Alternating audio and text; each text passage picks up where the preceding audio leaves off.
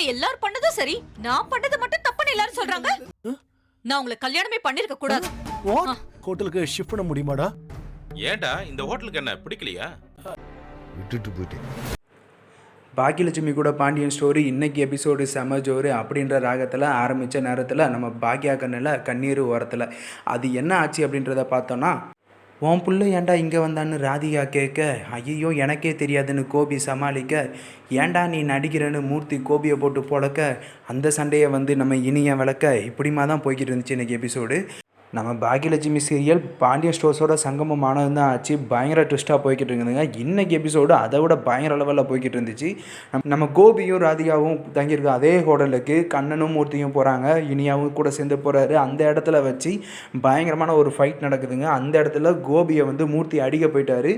இதனால் கோபமான கோபி இருந்துக்கிட்டு மூர்த்தியை சட்டையை பிடிச்சி வெளியே தள்ளி விட்டு வெளியே போடான்னு சொல்லிடுறாரு.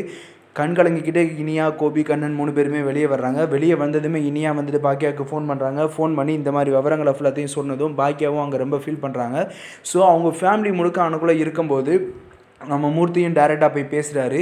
இப்படி ஒரு வாழ்க்கையை இனிமேல் உனக்கு தேவையில்லை பாக்கியான்னு சொல்லி அவங்க எல்லோரும் சொன்னதுனால பாக்கியாவும் அந்த மனுஷன் தேவையில்லைன்ற மாதிரியான ஒரு டிசிஷனை எடுக்கிறாங்க.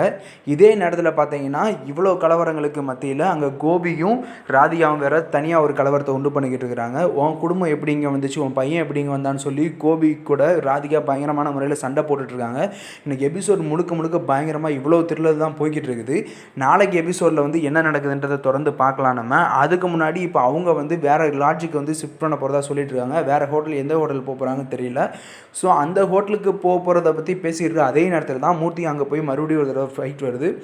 ஸோ கண்டிப்பாக அடுத்த முறை வேறு ஏதாவது ஹோட்டலுக்கு போகும்போதும் கூட இதே பிரச்சனை அங்கேயும் தொடரலாம் அப்படின்றது நல்லா தெளிவாக தெரியுது. இன்னும் கொஞ்ச நாளில் இந்த ராதிகா கோபி பேர் எப்படி பிரிய போகுதுன்னு தெரியலை. ஸோ அவங்க பிரிஞ்சிட்டாங்கன்னா நாடகம் சீக்கிரம் முடிஞ்சிடும் இல்லையா? அதனால் நம்ம பிக் பாஸ் மாதிரியேவும் இதையும் ஒரு ஸ்கிரிப்டோட பயங்கரமாக எடுத்து கொண்டு போய்கிட்டே தான் இருப்பாங்க. பார்க்கலாம் என்ன தொடர்ந்து நடக்குதுன்றதை. நம்ம சேனலை மறக்காமல் சப்ஸ்கிரைப் பண்ணிடுங்க. ஒவ்வொரு எபிசோடுமே பயங்கரமாக உங்களுக்கு உடனே வந்துக்கிட்டு இருக்கும். நம்ம பிக் பாஸ் 24/7 வர்றதுனால அதை பற்றின அப்டேட்லாம் உங்களுக்கு லைவில் அடிக்கடி வந்துக்கிட்டே தான் இருக்கும். ஸோ தொடர்ந்து நம்ம சேனலை சப்ஸ்கிரைப் பண்ணி அடுத்தடுத்து விஜய் டிவியோட எல்லா ப்ரோக்ராமையும் தெரிஞ்சுக்கோங்க.